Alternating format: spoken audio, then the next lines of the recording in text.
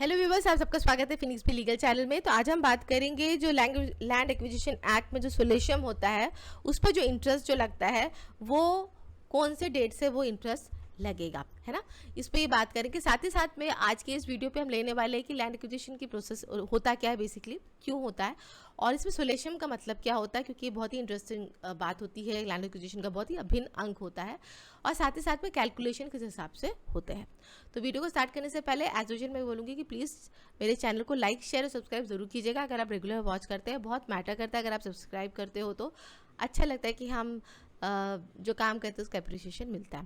साथ ही साथ में अगर आप लॉयर हैं और आपको कोई भी तरह का फॉर्मेट चाहिए होता है, चाहे वो एफिडेविट से लेकर सुप्रीम कोर्ट का ही पिटिशन क्यों ना हो, आपको फिनिक्स भी लीगल जो वेबसाइट है उसमें आपको मिल जाता है। आप सब्सक्रिप्शन ले सकते हो और सारे जो डॉक्यूमेंट उसको एक्सेस कर सकते हो।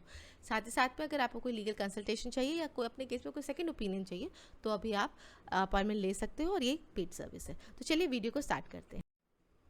जो केस जिसके बारे में आज हम रेफर करने वाले हैं, जिससे ये आया है, वो 7 दिन पहले इसकी डिसीजन आया था। यह केस है सिविल अपील नंबर 4893/2023 और केस टाइटल इसका the executive engineer Tamil Nadu housing board versus Saraswati Ammal and others. इसका मैं डिस्क्रिप्शन बॉक्स में पूरा डिटेल डाल दूंगी। सबसे पहले हम समझते हैं कि लैंड एक्विजिशन एक्ट के तहत में लैंड कैसे एक्वायर्ड होता है। क्या ये फोर्सफुल प्रोसीजर है, क्या ये कंपलसरी प्रोसीजर है? क्या देखिए, लैंड एक्विजिशन एक्ट के तहत में गवर्नमेंट जो होती है वो एक प्राइवेट पर्सन की जो ज़मीन होती है वो ले सकती है, कंपलसरी ले सकती है, अगर वो ज़मीन का उपयोग कोई पब्लिक पर्पस के लिए किया जाना है, कोई भी इंफ्रास्ट्रक्चर डेवलपमेंट के लिए किया जाना है। तो इंफ्रास्ट्रक्चर डेवलपमेंट या कोई भी ऐसे पब्लिक पर्पसेस के जो काम होते हैं उसके लिए अगर ले रहे हैं तो वो ले सकते हैं और आपको वो ज़मीन देना पड़ेगा। ये कंपलसरी प्रोसेस होता है। अब इसमें सिर्फ गवर्नमेंट इन्वॉल्व होती है, जी हाँ, गवर्नमेंट भी इन्वॉल्व होती है। साथ साथ में अगर गवर्नमेंट किसी प्राइवेट बॉडी के साथ में मिलकर पब्लिक प्राइवेट पार्टनरशिप पे भी अगर होता है तब भी आपको ज़मीन देने की ज़रूरत पड़ती है। अगर आपकी ज़मीन ली जा रही है तो आपको देना ही पड़ेगा, अगर उसका जो कॉज है या रीज़न है वो पब्लिक पर्पस है तो। ठीक है, तो ये हुआ कि लैंड एक्विजिशन एक्ट कैसे काम करती है। नेचर थोड़ा सा उसका फोर्सफुल है, नेचर थोड़ा सा इसका कंपलसरी है। अब बात आती है कॉम्पनसेशन की। जब ज़बरदस्ती मुझसे कुछ लिया जा रहा है, मेरी चीज़ को लिया जा रहा है, तो मुझे तो भैया उसका कॉम्पनसेशन मिलना चाहिए, राइट। तो कॉम्पनसेशन का जो प्रोविजंस इसमें आते हैं उस पर क्या क्या चीज़ मिलता है उस कॉम्पनसेशन को, जो कंपोनेंट्स जो होते हैं। सबसे पहला देखा जाता है उस पर मार्केट वैल्यू। मेरी ज़मीन का जो मार्केट वैल्यू है, एक शेड्यूल बना हुआ है, अर्बन लैंड का और रूरल लैंड का अलग अलग शेड्यूल बना है, उसके हिसाब से मार्केट वैल्यू जो होती है वो मुझे मिलेगा। मार्केट वैल्यू के साथ में जो मेरा इमोशनल डैमेजेस मुझे हुआ, क्योंकि मेरी चीज़ मेरे से छीना जा रहा है, तो मुझे उसका कॉम्पनसेशन भी दिया जाता है in the name of solution. Okay, ये सोल्यूशन मिलता है। साथ ही साथ में आपको वो जो मार्केट वैल्यू है उसके ऊपर में 12% का एडिशनल ये भी दिया जाता है, एडिशनल इनकम भी उसका दिया जाता है। इसका एक प्रॉपर एक कैलकुलेशन होता है, जो हम जब एप्लीकेशन फाइल करते हैं तो हमें एज पर दैट कैलकुलेशन हमें लैंड अपना ये डालना पड़ता है।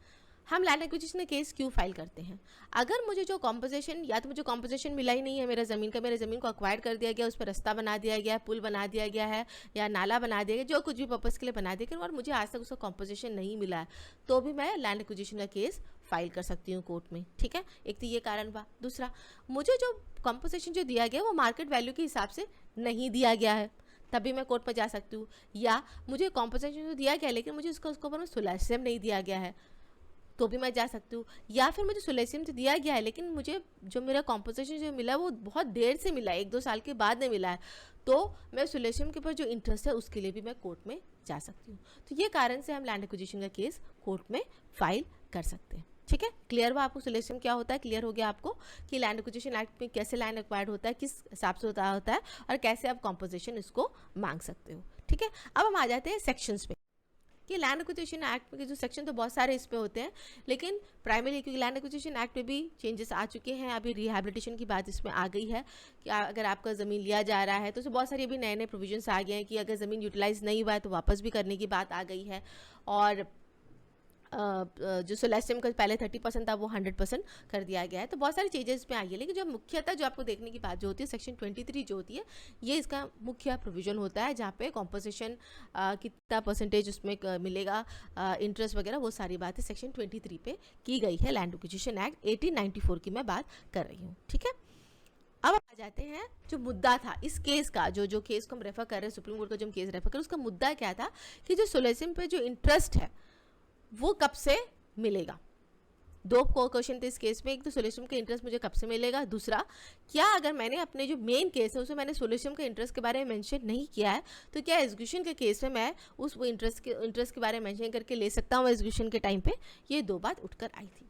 इन दोनों बातों को लेने से पहले जो लैंड एक्विजिशन एक्ट का जो सबसे इंपॉर्टेंट केस है वो है सुंदर वर्सेस यूनियन ऑफ इंडिया। ये एक लैंडमार्क जजमेंट है लैंड एक्विजिशन एक्ट को लेकर, कॉम्पोजिशन को लेकर, कॉम्पोजिशन के क्राइटेरियाज और कंपोनेंट्स को लेकर। ये बहुत ही इंपॉर्टेंट लॉ बनकर आया गया है जिसमें अमाउंट ऑफ जो इंटरेस्ट देना है 9% या 15% जो सोलेसियम में जो इंटरेस्ट वगैरह देना है उसकी बात इस जजमेंट में की गई थी।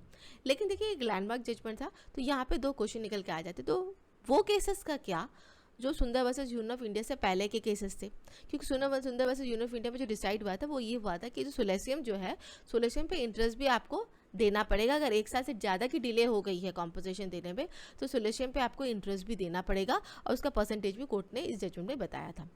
तो अब उन केसेस का क्या जो सुंदर वर्सेस यूनियन ऑफ इंडिया से पहले के हैं, क्या उससे भी जजमेंट उसमें भी आपको देना पड़ेगा सोलेसियम पे इंटरेस्ट। देखिए जब जजमेंट आता है तो जो पुराने जो केसेस वो भी जाग जाएंगे, हाँ मुझे तो नहीं मिला तो क्या मैं आ सकता हूँ। तो ये एक अगर बोले गले की हड्डी थी कि अगर हाँ बोल देते हैं तो पुराने केसेस भी उठ के आ जाएंगे और ऐसी लिटिगेशन बहुत ज़्यादा है हमारे केस में। तो ये डिसाइड हुआ था कि सुंदर वर्सेस यूनियन ऑफ इंडिया का जो केस है तभी से दिया जाएगा। अगर उसके पहले आपको सोल्यूशन पे इंटरेस्ट नहीं मिला तो नहीं किया जा सकता। सुंदर वर्सेस यूनियन ऑफ इंडिया के बाद के ही केस में आपको मिलेगा। ठीक है, बात का ही होगा अगर केसेस तो आप ले सकोगे सोल्यूशन पे इंटरेस्ट। अब आप आ जाते हैं इस जजमेंट पे जो दूसरी क्वेश्चन जो आया था, अगर मैंने मेन केस में वो सोल्यूशन की जो इंटरेस्ट है उसके बारे में बात ही नहीं करी है तो क्या मैं एग्जीक्यूशन के टाइम पे वो इंटरेस्ट क्लेम कर सकते हैं। तो इस जजमेंट में जो मैंने केस क्लास अभी बताया था, रेफर किया था आपको, जो 7 दिन पहले सुप्रीम कोर्ट ने जजमेंट दिया है, उसमें बोला कि हाँ आप क्लेम कर सकते हो।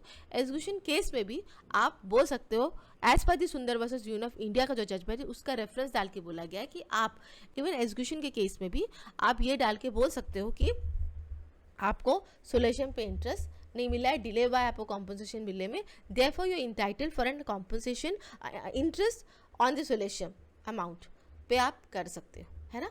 तो ये जो सुंदर वर्सेस यूनियन ऑफ इंडिया पे मैं ज़रूर एक वीडियो बनाऊंगी क्योंकि मुझे लगता है कि बहुत ही अच्छा एक जजमेंट है। डिटेल में हम बात कर सकेंगे उसमें कि कितना कॉम्पोजिशन के बारे में बात करें और क्या कैलकुलेशन है बेसिकली एक लैंड एक्विजिशन एक्ट, क्योंकि वो अपने आप में ही बहुत बड़ा टॉपिक है और एक टाइम कंज्यूमिंग टॉपिक है बेसिकली।